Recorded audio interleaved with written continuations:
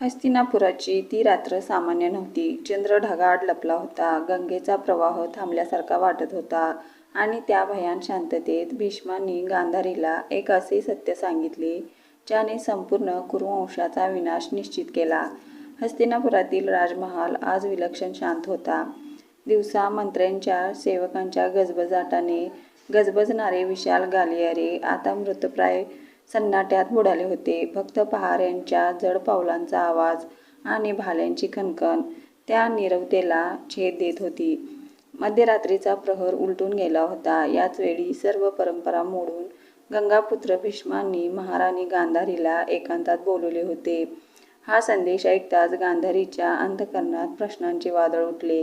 हे संकट बाहेरचे नव्हते, ते संकट घरातले होते. काठीच्या आधाराने चालत गांधारी भीष्मांच्या कक्षाकडे निघाली. प्रत्येक पावलाबरोबर तिचे हृदय अधिक वेगाने धडधडत होते. कक्षात अर्ध अंधार होता. एकमेव दिव्याची ज्योत थरथरत होती.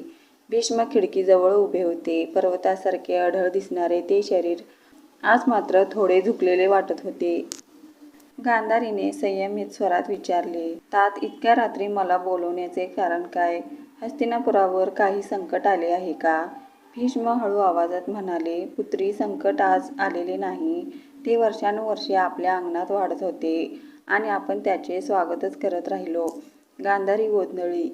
तेव्हा भीष्मांनी कटू सत्य उच्चारले, रक्षक कधीकधी स्वतःच अपराधी ठरतो. माझ्या प्रतिज्ञेने मला सिंहासनाशी बांधून ठेवले, पण सत्य पाहण्यापासून आंधळे केले. क्षणभर भीषण शांतता पसरली. मग भीष्म म्हणाले, तू ज्याच्यावर पूर्ण विश्वास ठेवतेस तो तुझा भाऊ शकुनी. तो कौरवांचा मामा नाही. गांधारी दचकली. शकुनी? तो तर माझ्या पुत्रांचा हितचिंतक आहे. भीष्मांचा स्वर कठोर झाला.